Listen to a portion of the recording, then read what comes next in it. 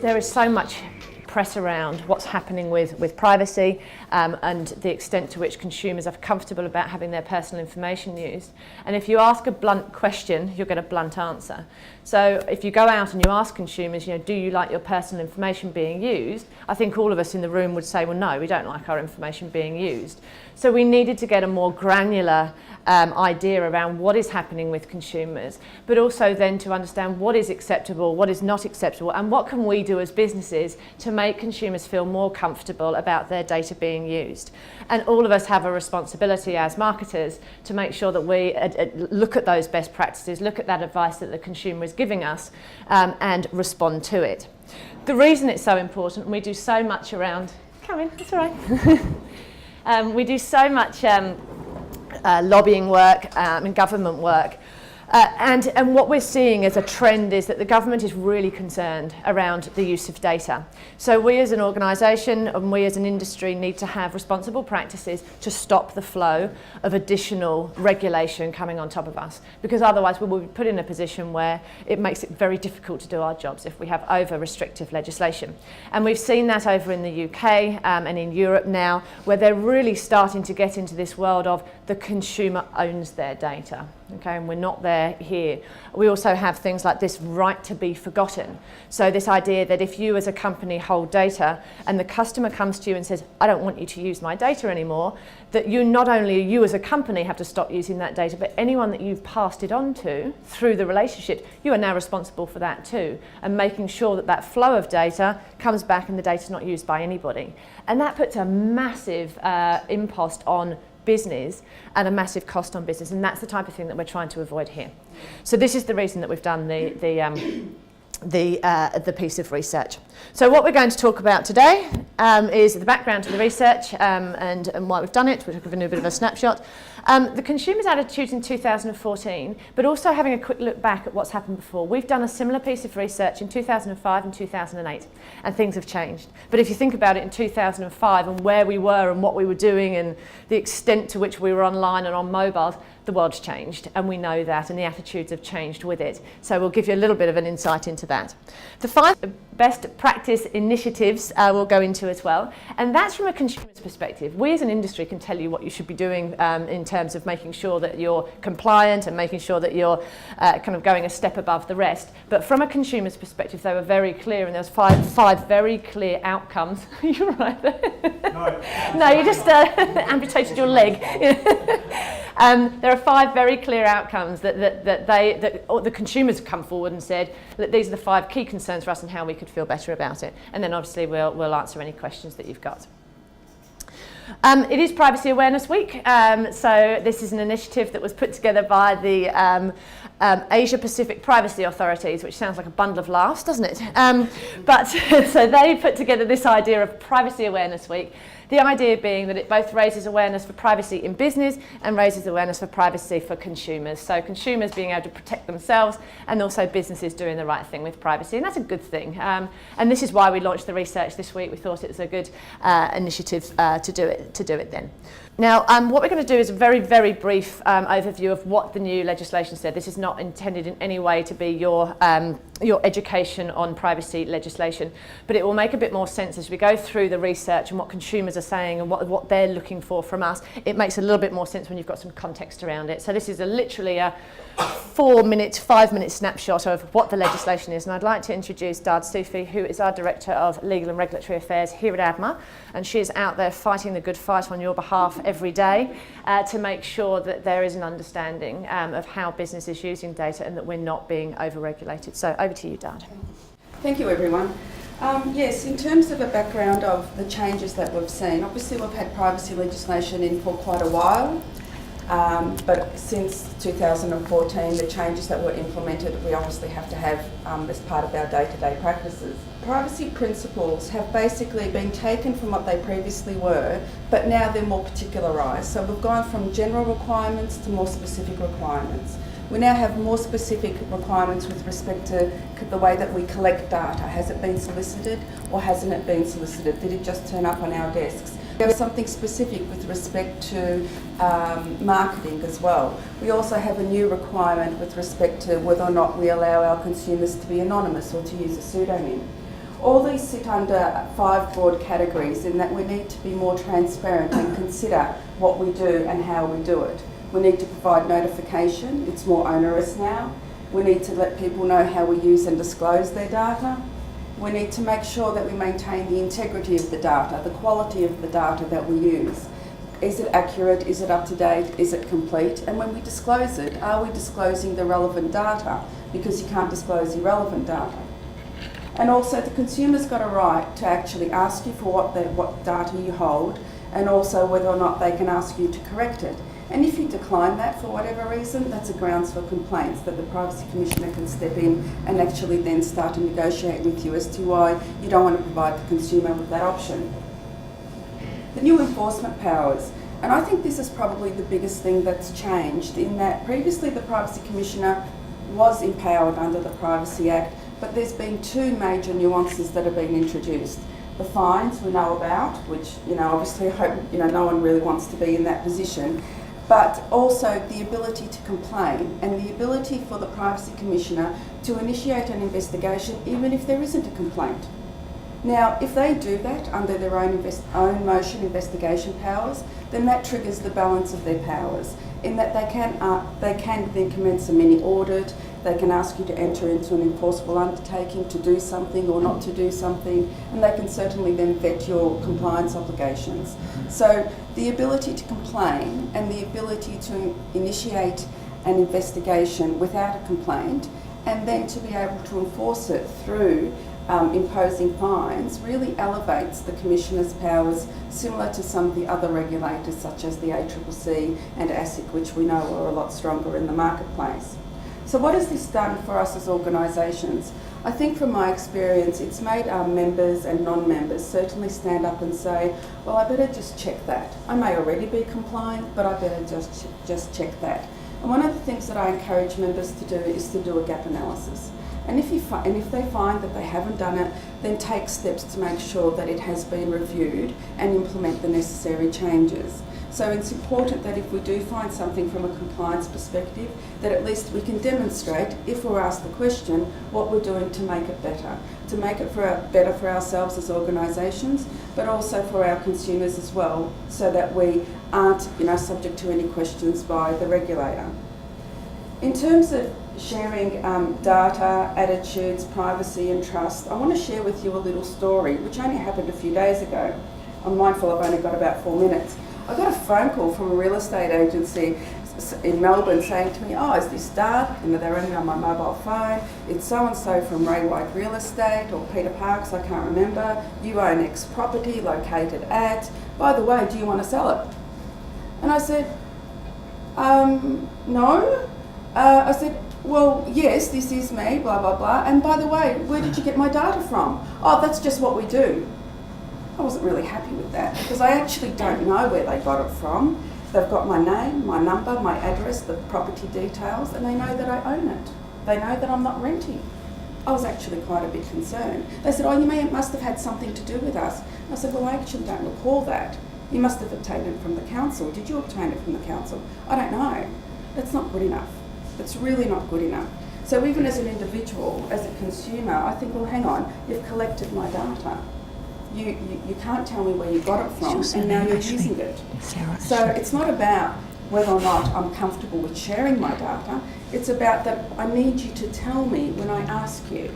And this is what it's about. So how does that briefly touch onto the privacy principles? APP1 is about transparency. Let's look at our practices and document them and do what we say what we're going to do. APP2 talks about anonymity and pseudonymity.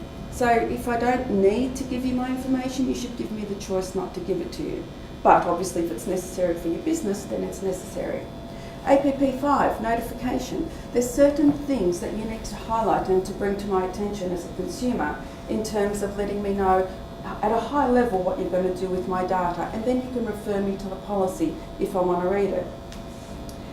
APP7, if you're using my data for marketing, then you need to actually give me a specific notification and you need to give me the option to opt out, because I've given you my data some time ago but I can't remember. APP8, cross-border disclosure. If you're sending my data offshore, I need to know. And finally, access and correction, which is 12 and 13. So that's like 3/4 of the APPs simply from a small experience that I'm like, well, actually, where did you get my data? Where did you record it? And how come you can't tell me? So I don't feel that I can trust them because I don't know what they've done and they couldn't answer my question. But the what, where, why and how is basically what we need to be mindful of in terms of our day-to-day practices, which is then detailed within the privacy principles, and it's what we need to comply with in order to encourage trust from our consumers so that we can drive our business with the data that we have. Thank you. Thanks. So, moving on to the research now. One of the big outcomes of the research from my perspective was that there's two parts to this. It's not just about legislation, and I think we need to get away from that. The legislation is your foundation. That's your point at which you have to comply, and if you don't comply, yes, there's fines that can be imposed, etc. But from a consumer's perspective, they know the legislation exists, they don't know what the detail of it is, but the most important thing is, do I trust the brand that I'm dealing with? And that's where we really need to get to. So take the legislation as your base point, and then look at how can I make a consumer feel like they've got confidence in what I'm going to do. And a lot of it does come back to this kind of this theme of transparency, and you'll see this kind of throughout the research. So what led us to conduct the research? I've kind of covered that with you. The reason is we do need a proper consumer perspective, not just do you like your data being used? No. That we can't have that, and particularly when we're out there talking as an industry and talking to the media, we need to have much more depth in there. So that's part of the reason that we've done it, and we do need to understand. We need to respond to what consumers need from us and then make sure that we are delivering as businesses. So what did we do? We went out to over 1,600 consumers, so it's a pretty good snapshot. We're not talking a couple of hundred here. Over 1,600 consumers to ask them their opinions on this, and ask them about how comfortable they're feeling, what makes them feel comfortable, and what we can do better. I'm no research genius, so I'm going to pass over to the research genius, Sarah Ashley, who is from GfK, who undertook this piece of research for us, and she will go through the results with us. So over to you. But what I want to give you an idea of today is the sentiment, the feelings that consumers have, how your customers feel, so that you can understand that and hopefully maybe go a step or two further beyond the legislation to make them feel more comfortable. Because really, if they're open to sharing their information, that's where you've got that really powerful amount of data that's going to give you that competitive advantage. It's going to help you understand how you can tailor your information, how you can communicate it to your consumers. So it's just putting that additional lens on this as well. So as Jodie said, a really, really large and robust sample size, so 1,600. So that gives us a lot of ability to look at different cuts by different demographics, and it also gives us a lot of confidence in the sample size as well. So it's a 15-minute survey. It was online, so it was amongst people who are members of an online research panel, and we asked them a range of different questions. So over scales, we asked them open-enders, different verbatims. So we've got a huge amount of information that sits behind this. Just to touch on briefly, there were two studies, one that Jodie mentioned was done in 2005 and one that was done in 2008. So the scope of these studies was slightly different, but what we've used is taken some of the measures and used them as benchmarks. The 2005 study in particular looked at, are consumers happy for companies to be contacting them? And what it found was that they were, and that's really good. And in fact, they wanted to be actively contacted by companies. But when doing that, what they wanted was three factors. They wanted relevance, so they wanted relevant content, and importantly, through relevant channels. And they also wanted trust. They wanted to be able to trust the companies that were contacting them. In 2008, the study focused a bit more on direct marketing, but it did have some measures in there as well on information sharing and data and privacy. But on the whole, they were still pretty open and happy to share the information, because what it was perceived as was a general acceptance that this is a cost of living in modern society today. So in 2014, so a bit of time on these ones, we kind of drilled down in particular into the information sharing and the data and privacy, and really tried to understand the sentiment that exists out there. So I've called it a snapshot, mainly because there's this huge amount of information that sits behind this. Karen's going to make available after the presentation a 25-page research report, which talks through all the different findings and details and has the full scales and the different measures, certain things cut by other things. And we've got a huge data set that sits behind this as well that we can look at. The first thing that we wanted to look at was, given the fact that data is so valuable to companies, to what extent are consumers recognising that their information is valuable as well? And we asked people, it was on a 5-point scale, from strongly agree to strongly disagree. And we asked them how much they agree with the statement, I think my personal information or my data is really valuable to companies and marketers. You had 6 in 10, so 59% of consumers agreeing with this statement. So that's all the people in red here. And what you had down here was very little disagreement with that. And the good thing that the research found is, on the whole, consumers are pretty open still to sharing information, which is good news. And it's across a range of different situations and scenarios that we looked at. But what it's dependent on quite often is 2 quite critical factors. The first is the relationship that they have with the company and how strong that relationship is. So what we found was that 64% are open to sharing their information if they're a member of a loyalty program and they're open to sharing it with those companies. You also found that 63% are open to sharing their information if they're purchasing something from a company. So I think in both these situations we can agree that there's quite a strong active relationship between the consumer and the company. Where the openness starts to drop is where the level of that active relationship also starts to lower. So you've got 53% of consumers saying that they're open to sharing information if they're entering a competition, and 4 in 10 saying they're open if they're requesting information, so such as a brochure or a quote.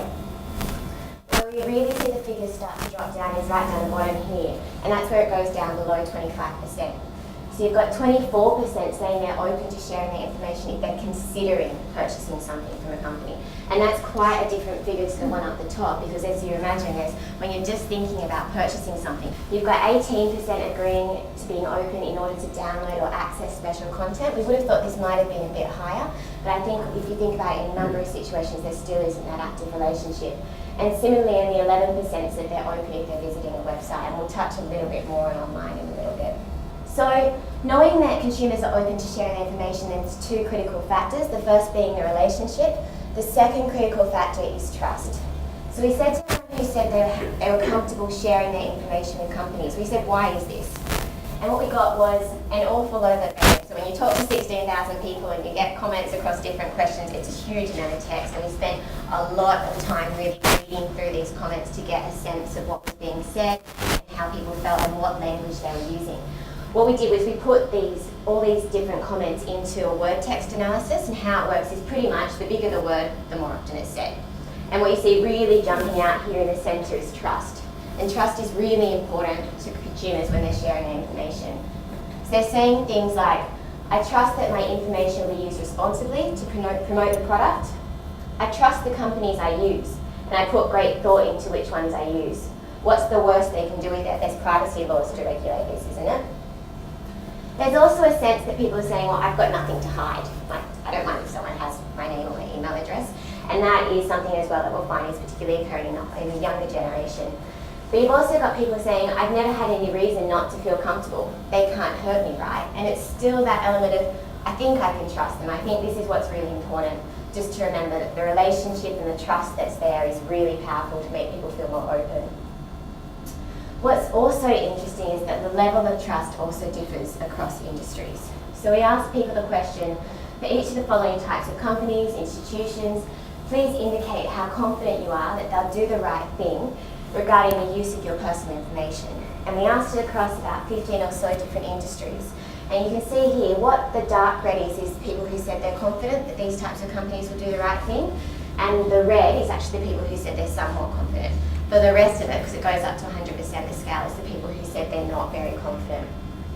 And it kind of splits into a couple of different sections. Up here, the companies that they are saying they're more confident tend to be governments or providers of necessary services, so credit card companies, banking, utility companies, all those institutions which people pretty much don't have much choice of not using. Where it gets lower is down here on the other end. And some of these findings were interesting and surprising, and they're lower for charities, online-only retailers, newspaper and media outlets. We had a bit of a discussion to ADMA when we first went through the results. And I think what's quite noticeable is these are companies that probably haven't historically been known for capturing information. It takes a bit of time for that trust and that relationship and that agreement to be able to share their information to develop.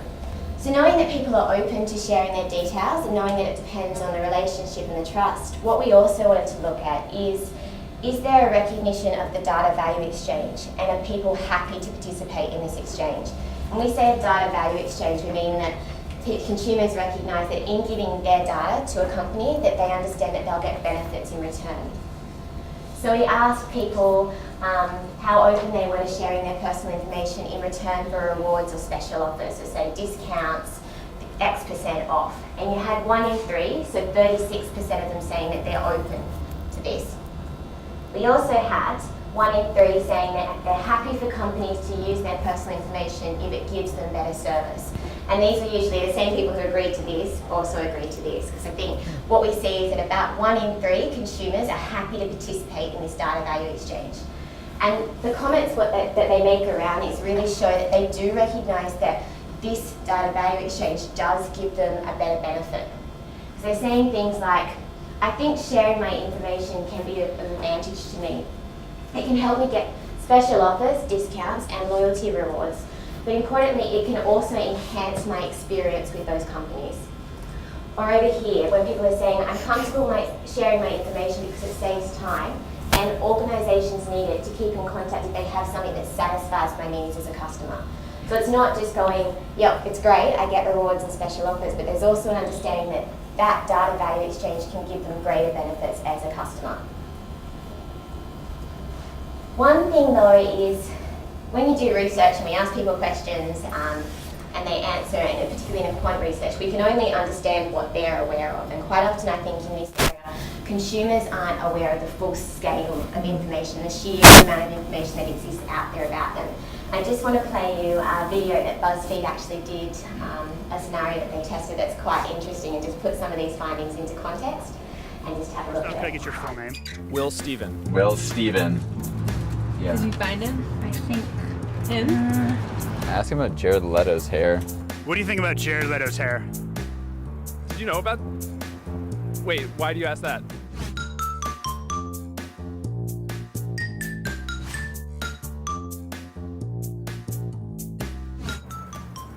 Because we're looking at your Facebook in this van right here. You good to go? Yes. Let's do it. Ask him a privacy question. So what we're asking people about is how public they are on social media and what they think about just online privacy in general. Do you consider yourself like a private person? Yeah, I think so. She's an actress. Like if you get like a part on like Grey's Anatomy. Grey's Anatomy or something, would you share that? How did you know? I don't want to see them like what they ate. Do you eat grits? If you grew up eating grits, would you post about that on your Facebooks? Like, I put a picture of grits up once, yes. yeah, really? She went to NYU. So you moved out here from NYU? Yeah, from New York. Do you study genetic diversity? So what do you study, like genetic diversity? Yes, that's actually exactly what I studied. Oh, interesting. She broke her index finger. I did break my index finger!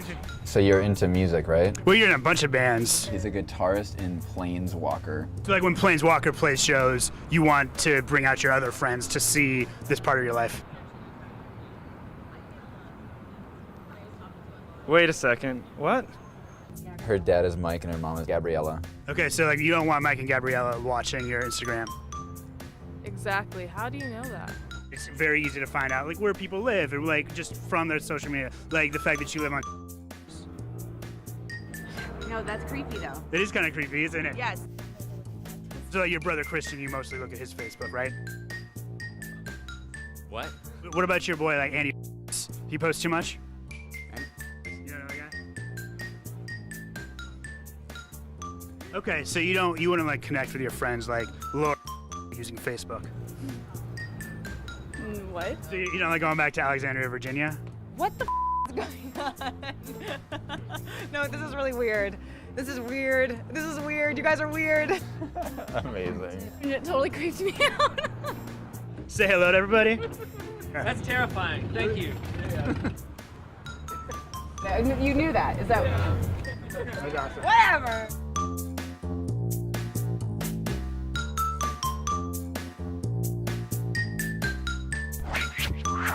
Okay, so I think that video is quite interesting because it just reminds you of this is what people are telling us, and they're saying they're open to sharing their information, and it depends on how much they trust and what the relationship is that they have with the company.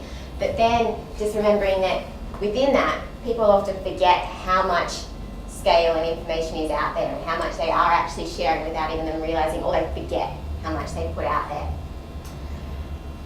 And on that sense, even though they don't recognise the full scale of information, there's still, what came out of the research was there's a sense of cautiousness that's existing amongst consumers. And what we said to people was, how comfortable are you in providing your personal information, so such as your name, your email address, to companies you deal with? And we got the answers here on a 5-point scale. So what you've got here in blue is about 1/3 of consumers saying they're either very comfortable or they're comfortable sharing their information. Down the other end, in the grey, you've got about 1 in 4 people saying that they're not comfortable or not at all comfortable sharing their information. But where the bulk of consumers sit is in the middle here in this red area, and the 42% of them are saying that they're only somewhat comfortable. And we really wanted to look into this in a bit more detail, so we asked them why it was and spent quite a lot of time going through this. And what I want to do is just explain to you what the 3 themes that are emerging about where it's coming from. And where it's really coming from is a lack of transparency and consumers feeling like they don't know what is being done with their information. They don't feel like they've got a full understanding. They're saying things like, how do I know if I can trust the company? How do I know if my information is being passed on? How do I know I'm not being put at a greater security risk? And these 3 factors all work together in a sense, and particularly in the sense when information is being passed on to third parties or to companies that they don't know who they are. Because if you think about it, if your information is being passed on to another company and you don't know who that company is, how can you trust them? Because you don't know who they are. And that's what worries people, because they go, I don't know who that company is, I don't know how I can trust them, does that mean I'm being put at a greater risk? They hear about things like identity theft and fraud and scams, and that's what's really driving this cautiousness. It's what's happening to their information that they might have willingly given one company. Where else is it going? I just want to take you through a couple of the comments that people have made, because I think it gives you a really good sense of the language and the tone and how people are feeling. Just to put it into a bit of context, this was an online survey, and usually when you get these types of comments and this type of language, you've been talking to people in a focus group and you've sat them down and you've played some games and some icebreakers and you've really got them feeling comfortable, and then you start digging into how they're feeling. This was one of the first few questions that we asked in the research because we wanted to get it spontaneously. We didn't want to say to people, okay, do you know that companies do X, Y, Z, and what about this, and get them actually starting to feel a bit nervous. We wanted to understand this at a top line level initially, just straight from consumers' minds, how they're feeling. And these are amongst the people who said they weren't comfortable, they were somewhat comfortable. So you have people saying things like, I don't know how my information will be treated, will it be on-sold or stolen? We're saying some companies don't always advise you with whom they share their information with, thus leaving you open to having your identity stolen or your bank account stripped. So the consequences that they're worried about are really quite serious, and you've got people worried that their information ends up in these databases where it might be sold or scammed, or they think their information might be compromised and used for criminal activity. This is whether or not it's actually happened to them. It's that there's just this worry that this might happen, and this is what this sense of cautiousness is coming from. It's a lack of transparency and a lack of knowledge on their part about what's happening with their information and how it's being used. Combined with this sense of cautiousness is also a feeling of a lack of control that's out there. So we said to people, do you have more or less or about the same ability to control who is able to collect and use your personal information than you did 5 years ago? We asked this question back in 2008 as well, so we've used it as a benchmark. And what you've got here is in 2014, so in the red, you've got 52% of people saying that they feel they've got less ability to control. And we saw a similar finding in 2008 as well, so 57%. And I think what this shows that over the past 10 years, there is this sense that consumers have that they've got less control over what they're sharing, how it's being used, what's out there. And I think it's the combination of this cautiousness and this lack of control that's worrying consumers.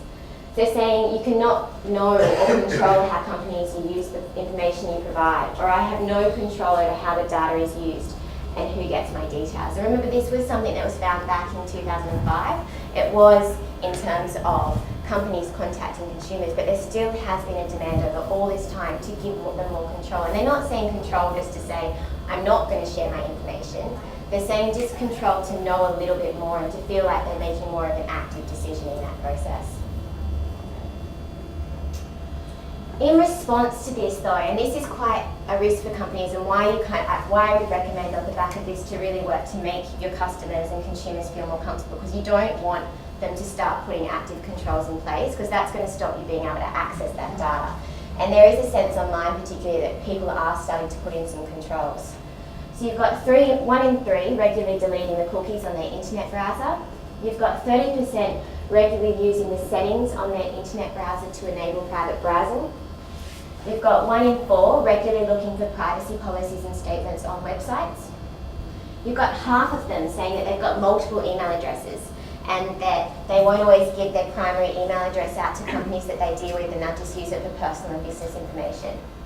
And you've also got 1 in 4 saying they regularly don't provide their credit card details on websites. So one thing to note, and I definitely don't want this research to be all doom and gloom, because it's not, because consumers are open to sharing their details, and there are a number of scenarios and circumstances where they're finding that they're open to this and that they are comfortable. And what's also quite a nice finding, and what suggests that the future is quite bright, is that the younger generation, so the millennials, so people aged 18 to early 30s, are actually significantly more open to sharing their information. So they're more comfortable. They're significantly more comfortable as well with the different ways that companies can use their information. So we asked people across a range of different things, are you comfortable, how comfortable are you that companies might do this with your information or this? And we said things like, your purchase information might be analysed to give you more relevant and timely offers, or we might pull all the information, aggregate it and develop segment profiles, or we might use your information to give you geolocated targeted offers. And this generation is significantly more comfortable. The bottom 2 points, I think, also tell quite a positive story, because you've got the millennials also significantly more likely to say they have a good understanding of what companies are doing with their information. And you've got them also significantly more likely to recognise this data value exchange. And I think what it suggests is that if people are more comfortable and they're more likely to recognise the benefits of sharing their information, they're going to be more comfortable sharing their information. If this is the kind of behaviour and attitudes that we can drive, we should hopefully see more benefits with people being more open to sharing their information. And I think this is a really positive thing to take forward as to why that's a benefit for companies. So we also wanted to have a look at, is there more that companies can do? Do consumers want companies to do more, or do they just say, nope, there's no situation where I want to share my information, I want this right to be forgotten, to be put into place? And the good news is that consumers definitely do feel like there's some things that companies can do to make them feel more comfortable. So you've got only 1 in 3 at the moment saying they feel they have a good understanding of what personal information companies are collecting and how they're using it. But you've got 81% of them saying, I'd like to have a better understanding. And what this means is that even the people who are saying they've got a good understanding, they still like to have a better understanding. And there's a whole big chunk of the population who just simply don't feel like they've got a good understanding and want to understand this more. You've also got, we asked people towards the end of the study, we gave them a list of about 15 best practice initiatives, and we said to them, below our list of initiatives, we'd really like your feedback to help us understand, is there anything more that companies can do to make you feel more comfortable? And we asked them to select any of the top 3 that they thought would make them feel more comfortable. And what's interesting is we had an option down the bottom to say nothing's going to make me feel more comfortable, there's nothing that companies can do. And very few people said this. You've got 94% of them actually saying there is at least one best practice initiative that companies can introduce to make them feel more comfortable and to make them feel more open to sharing their information. So what we've done is taken the findings from that particular measure and then throughout the other questions in the survey and worked with ADMA to develop these 5 best practice initiatives that are from consumers. They're not to do with the legislation, these are direct from what consumers would like their companies to do more of. So the first is around considerations when sharing information, particularly with third parties. The next is about recognising the information hierarchy. The third is about building feelings of control. The fourth is about informing consumers to create transparency. And the fifth is about ensuring marketing is relevant. So just to touch on it firstly about what this first one's about, so about sharing information with third parties. And what's come out is, where possible, there's a couple of things that consumers would like companies to be doing. If you're sharing information with a company and it's at a personally identified level, so you might be passing information on to a third party and you can see that this is Joe Blogg who lives here, who has this, so the situation about the real estate example before. Consumers want to be informed first. They want to be able to provide consent and an active permission to that. If you are sharing the information though, what they prefer is that that information be kept at a de-identified level. So when we say de-identified, we mean that it's in aggregated form and it's not possible to say, okay, this is Joe Blogg who lives here at this, and what you're doing is looking at it where that personal information is removed, and they're open to that. The other third finding with this one though is from consumers, and I know this is a difficult one for a number of companies to implement because it's the nature of your business, but consumers would really like you to be cautious selling their information for a financial benefit. They're really not comfortable with their information being monetized. And out of the best practice initiatives that we looked at, this was the number one thing that people asked. They're saying things where it's coming from is a sense that I'm scared that they would sell out my information to advertisers, but remember, I'm more comfortable with companies I trust. Or this person down here who says they're comfortable sharing my personal information provided it's only passed on in an aggregated way, so a non-identified way, as it can help improve customer service. So this person clearly gets the situation, but even they say they have their doubts. The second initiative is about recognising the information hierarchy, and we're calling this Don't Be Greedy. And this figure here is really to show you why you shouldn't be greedy, because there is a risk of asking too much information. So you've got 77% of people saying, I'm unlikely to share my basic personal information with a company if they've asked for too much. So if you ask for too much, you're going to put a barrier in place potentially, and that's the risk. And you want to avoid this barrier being put up because you want that data so that you can access it for all the different reasons that you want to use it for.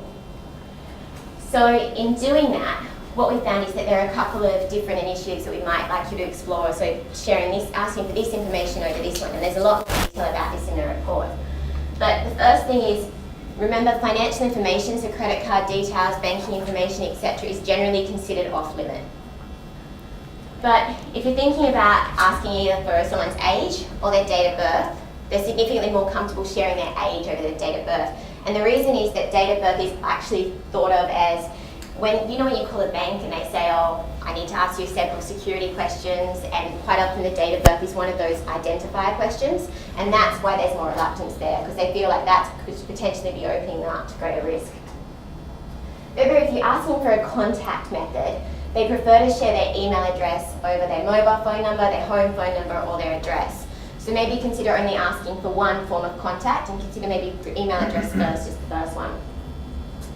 The other thing on the email addresses though is, I know we brought up a figure before about 50% having an email address, a secondary one that they use regularly and might not always give their primary one to companies. I think a positive though is to remember that despite this, in general, consumers aren't typically at the moment providing falsified information. So I know there's been a couple of studies that have said, oh, look, people are providing fake email addresses, they're providing a fake name, and on the whole, the people we spoke to, remembering this is a really large, robust sample, only 5% are regularly giving falsified information to companies at the moment. And I think this is really positive because it says the information that you are getting is correct and true, and that's why you want to make sure people feel comfortable so that they continue to be able to give positive and correct information so that they're not going, okay, well, one of the controls I'm going to put in place is to start making up my details, because that's not going to help. The third best practice initiative that was recommended off the back of the research is building feelings of control. Because consumers want more options. They want to be able to have the choice to remove their personal information from company records. They want to have the option to decide not to receive marketing materials. And in line with this, a really clear and transparent opt-out policy is recommended. So where people get to pick what levels of information they're willing to share and also what they want to receive from companies. I just want to show you a video now here from Telstra, and it's them talking about how they're dealing with some of these challenges, particularly within the area of control. Like any sort of regulation, there are challenges in demonstrating compliance. We don't find these challenges overwhelming because of the scale of our marketing activities. Privacy must be paramount whether we run 1 or 600 campaigns. In order to ensure we comply with the privacy requirements outlined in the various statutes, regulations and codes, we maintain an enterprise-wide privacy framework. The framework ensures we maintain a corporate policy related to privacy matters, clear roles and responsibilities to ensure that everyone understands their role in protecting our customers' data, the right sort of compliance regimes in place to ensure we know we are compliant, easy mechanisms for customers to opt out of direct marketing campaigns, and finally, an adequate training program to ensure staff are consistently updated on privacy requirements. It's worth pointing out that we believe strongly that a privacy framework should not only focus on meeting the requirements of the regulatory environment, but should also seek to meet our customers' expectations around privacy. And this is certainly what we're trying to achieve at Telstra.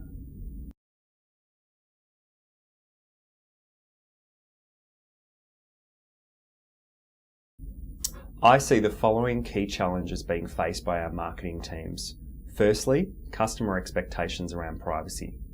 These expectations around privacy can be fluid, and we know that customer attitudes to privacy matters are becoming increasingly mature. This requires us as an organisation to be as customer focused as possible so that we can understand what our customers expect in terms of direct marketing, making sure that marketing is relevant to them, delivered in a thoughtful manner, and ensures that our customers maintain their trust in us and how we use their personal information. So the next initiative that we're recommending is about informing consumers to create transparency. And remember, this comes back to the point we were talking about before about the sense of cautiousness because they don't know what's happening. So there's a demand for companies to really inform consumers about how and why they're using their details. So you've got 88% of people saying it's very or extremely important that companies clearly tell them how their information is being used. Remember, you've got 81% stating that they'd like to have a better understanding. And you've got 85% of them saying that it's extremely and very important for companies to have a clear and transparent privacy policy that's easy to obtain. So it's not about giving them a 100-page document in fine print and making them trawl through it, because no one's going to do it, and that's where the sense that that's not enough. They want you to go a step further to make it just really easy and simple for them to understand this. What we've got, I'll just flip back for a second, is just I want to take you through an example in a minute that Woolworths have done, and it's a video that they've got available explaining about how and why they're using information. I think it's done in a really nice, clear way. And it's an interesting example about loyalty programs, because when we were talking before about this data value exchange, members of loyalty programs are significantly more open to participating in this data value exchange, and they're more likely to say that they're happy to receive tailored offers and communications, and they're more likely to say that they're open to sharing their information with companies because they're a member. And I think the fact that Woolworths has gone a step further and is still trying to make people feel more comfortable is quite a good case study to look at as a good way to do this.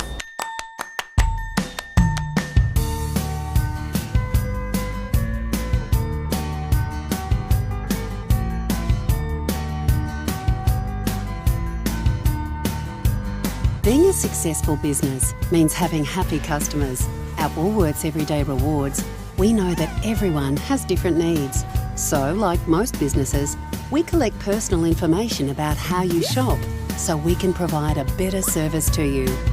When shopping in-store or online, your Everyday Rewards membership helps us paint a more complete picture of you as our customer.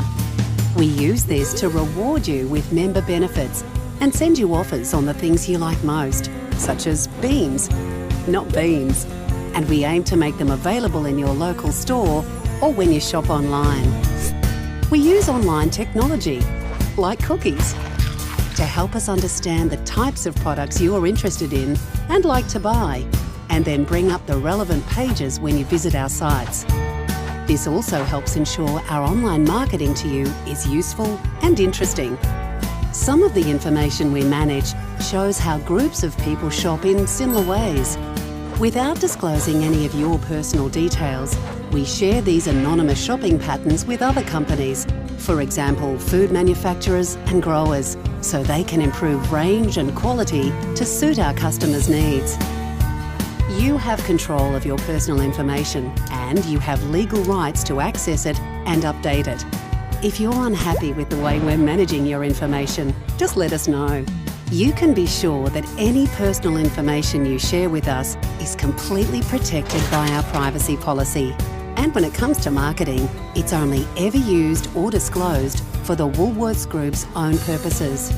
Our success depends upon you choosing to shop with us, which is why we do everything we can to keep you happy.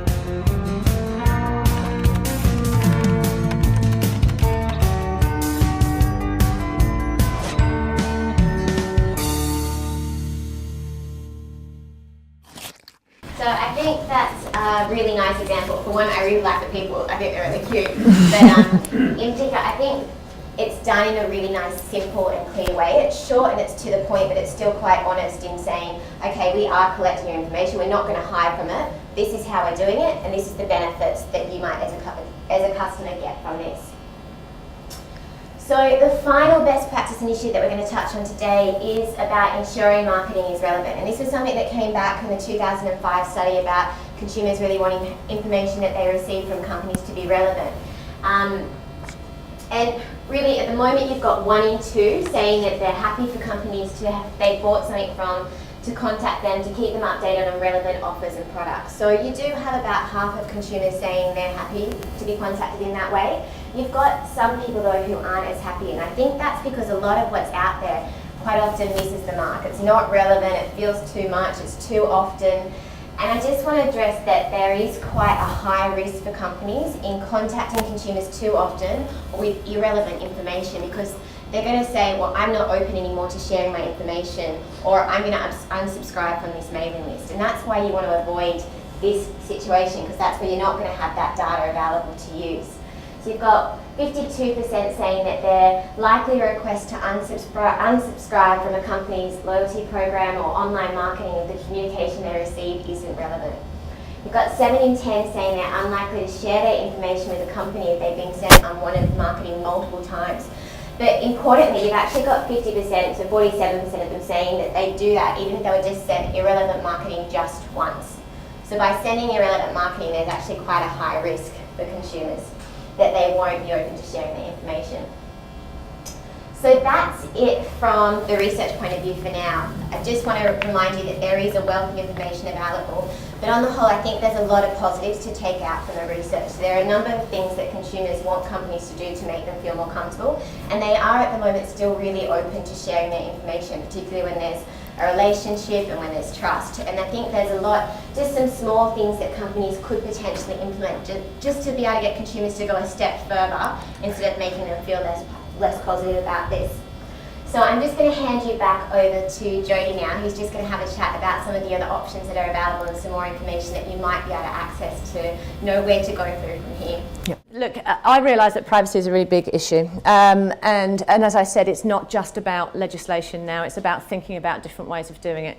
It really warms my heart when I see things like the Woolworths video, and that someone has taken initiative to go, you know what, this is a really complex subject, and not only is it complex, it's boring for consumers. It's boring, it is, and they are not going to read through a giant privacy policy. I wouldn't do it, and I'm interested in the subject matter. So actually asking someone to do that is just not a reality. So taking initiatives like that to make it so much clearer and so much more transparent is exactly the type of thing that we need to be doing as businesses.